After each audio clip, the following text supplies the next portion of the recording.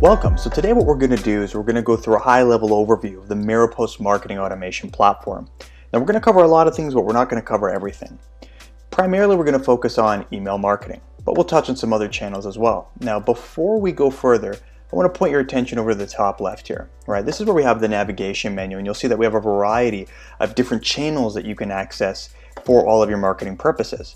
Now you'll notice here, right, we have the ability, of course, to do email marketing. We have SMS campaigns, so if you do text messaging, you can leverage that as part of the customer journey, all from within Maropost. Also, we have push campaign capabilities, so if you have a mobile app, you want to connect it through our mobile SDK, you can leverage push notifications as well, and in-app messages, and of course, transactional messaging as well as possible. We also have a social channel, so if you want to connect different social media platforms and manage your messaging from a bulk standpoint, or pull in leads or contacts that are coming from different channels through advertising like Facebook or Twitter, you can do that as well. Now let's take a quick look at what you'd see here when you first log in. This is the user customizable dashboard. Now you'll notice you can add these different widgets up here. These are just different reporting engines or graphics that you might want to see when you first log in, depending upon what's most important to you. I have a bunch up in my demo account here. I don't send out email from this account, so you won't see a lot of metrics. But if I did, let's say I was tracking total campaign revenue, well, I'd be able to see the revenue that I've comprised or compiled over the campaigns that I've sent over the course of the last 7 days, or 30, 90, or year to date. So I can get a picture perfect idea without creating a report of how well I'm doing. Other reports maybe that might be important to somebody logging in is maybe an ISP report. Maybe they want to see how well they've been delivering across different ISPs or mailbox providers. If you don't want to see any of these, you can simply remove them, and you can add ones that might be important, maybe like an engagement report, or if you have your mobile app connected, maybe your mobile app analytics. So kind of coming into here, what kind of happens next? So Maropost, while being a marketing automation platform and email marketing platform, we also help with the acquisition of contacts that you can then use later for marketing purposes. And so what does that really mean? So kind of taking it a step further, if I go over to this journey or canvas picture here, this is actually called our acquisition builder. And what is actually taking place here is it's something that's happening on the client's website. So what you'll notice here is I have a trigger, which is a page event, which is just basically triggering off when somebody lands on the page. They enter the website, and I'm split testing two different forums to see which one acquires the most subscribers. So yes, within Maropost, you can create your landing pages, your forms, and you can even use something like this, which would basically be able to replace something like an opt-in monster or an unbounce on your website to help you acquire more subscribers. Now, I basically determining which one is acquiring the more subscribers, and then maybe I use that one going forward. Now, you'll also notice here that these triggers can be anything. It could be somebody clicking their mouse on a certain part of the page. It could be somebody filling out another form. It could be somebody actually dragging down or trying to exit or scroll a certain part on the page. All of those things can count as triggers, which will then determine when or what pop-up should actually come up.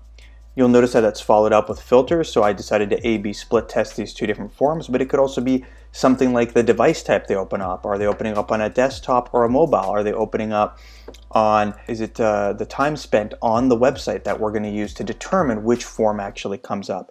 All of these things can be leveraged as ways of personalizing the journey further. You also have the ability to use custom HTML or JavaScript in these forms to basically make it to feel and look the way that you exactly want to make it look for your subscribers and the people that hit your website.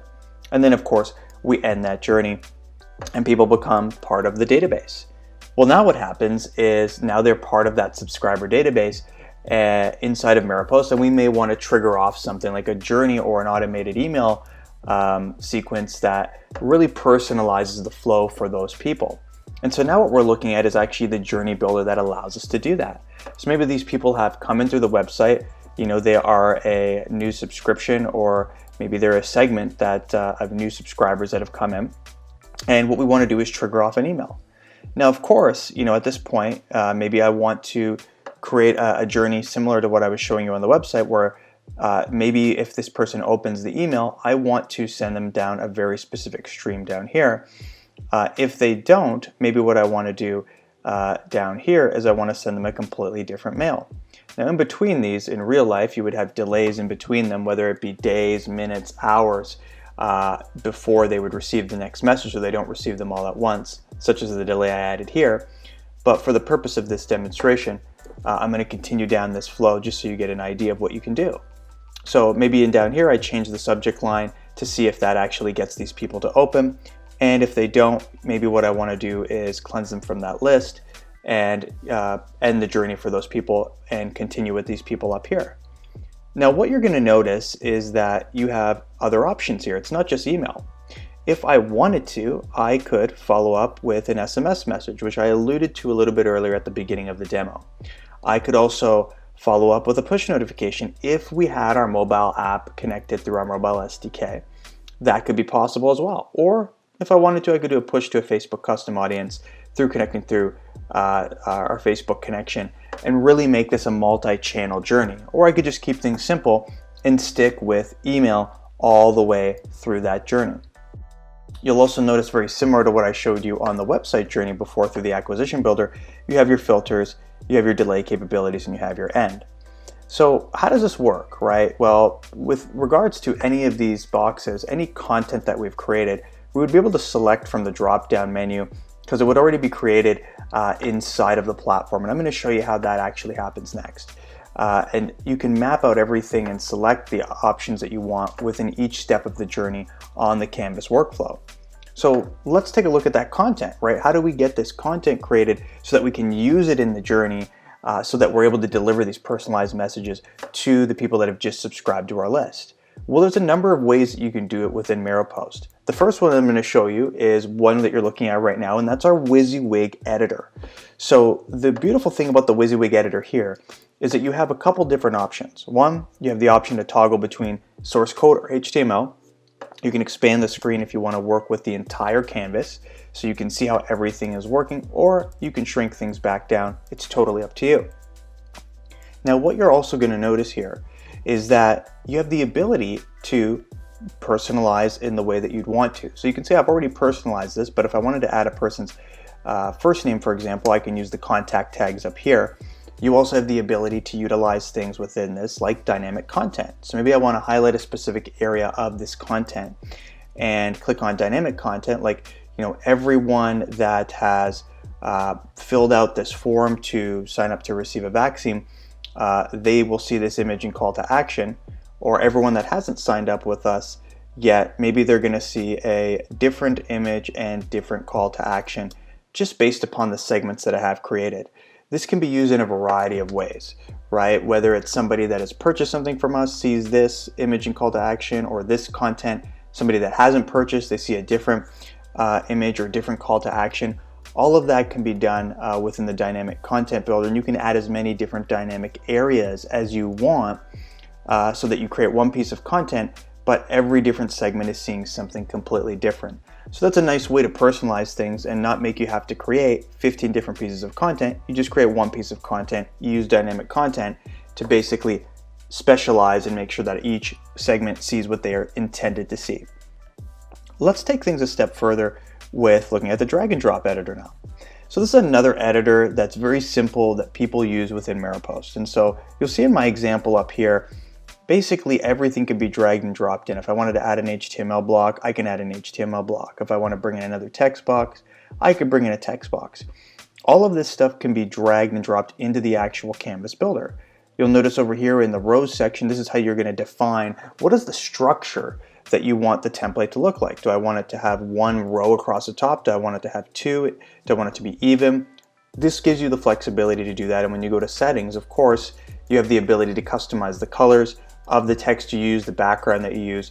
Very similar in some respects to what you would see within a Microsoft Word document, for example.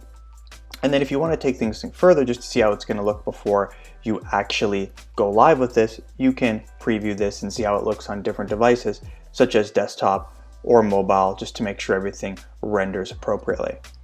So once you've got your content created and the next thing you're going to want to know is, okay, well, how do I send out this email? How do I send out a broadcast email, and what are the options to do so? Well, we'll kind of flow into that next through going into a campaign. And this is basically what a standard campaign would look like. It's comprised of a few different steps. And I think one of the things that is most important to look at is this render preview option here. Because what this is going to do is it's going to allow us to see how is this content going to render on 60 different devices to see how this will be received by the recipient. So somebody that has maybe an iPhone 11, I want to see how that's going to look on them. But what about somebody that has, a AOL email address that's opening it on a Windows 10 Edge browser on a desktop computer, for example? You can get that flexibility to see if any of these things need to be changed prior to clicking send to make sure that the engagement that you're looking for and the level of personalization you're looking for actually takes place prior to send. Now, there's also another step you might want to have a look at here, which is our spam check tool. So once this content gets put together, we have a spam check tool, which is basically going to take a look at everything to do with this content. It's going to take a look at the image to content ratio, links within the email. It's going to take a look at the verbiage in the email, the subject line, everything to do with the email itself, and then it's going to check it against 15 different blacklists such as Spamhaus, and then assign a score. If the score ever goes above a 5, it would automatically stop the campaign from being sent out. Our deliverability team would then work with you to get the issue resolved. So it's a really proactive way of protecting your sending reputation, but also the engagement rates and your domain reputation going forward. And so obviously I didn't have any problems with this, so the spam score was 0. But if there was, it would give me an idea of what those things are in a table format. And so let's go ahead and try another one that we have and see if we have any recommendations at all as it relates to the spam check tool telling us that we need to change something. So this one will come and give us a different result. You'll see that it tells us it's still good, it's 0.8, but it gives us the scores and the descriptions. So the cool thing about this is that our customer success team will work with you as well to basically help you educated on what all of these things could mean and how they could impact your sending. But at this point, this wouldn't impact the delivery of your campaign, so you'd be ready to go to the next step and send this email out. So now that we've taken a look at acquiring a customer or acquiring a contact, taking them through a journey or an automation based upon how they came to know us, and creating some of the different pieces of content, how do we take a look at the overall results of these campaigns and of these journeys? Well, let's take a look at what a standard kind of campaign report would actually look like. And so what you'll notice is it's everything you'd expect on the top here, right? Your open, your click rates. We even have the ability to track revenue, either through our product and revenue API, web tracking, or connecting it to other solutions that you may want to port that data in from. There are multiple options here to get this data if it's something you do want to track.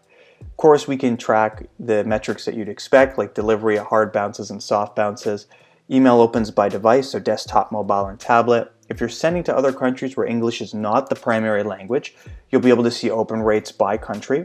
And if you have web tracking enabled or you're using some abandoned carts or abandoned search, you'll be able to see the success of those campaigns as well and see how many people you've recovered, how many have completed or abandoned those carts overall. So all of this in one sort of screen. Now we also have the ability to do heat map overlays, so we can see what percentage of people are clicking on specific links within emails, and we can drill in to see who these people are if we want to, and identify what devices that they're opening on as well. Taking it a step further, we also have an ISP report where people can, you essentially can come in and actually see how well your delivery is across these different mailbox providers. This is something our deliverability team monitors on your behalf, and obviously would have consultation calls with you if there's anything areas where they see could be improved. And this probably leaves a good point to cap off the demo. Our customer success and deliverability team are there to help not just provide a platform that allows you to send email, because there's a lot of platforms out there that do that, but more so to generate ROI. How do you get the most value from a solution and know how to use it in a way that's going to allow you to get the best results? And so that's where we come forth on the partnership side of the business and really serve as an extension of your team. So hope this was helpful to give you an idea of what you can do with Maropost. If you'd like to learn more, feel free to reach out to us, and we're happy to show you all the other features and functions and all the other things you can do and how you can use those effectively for your business.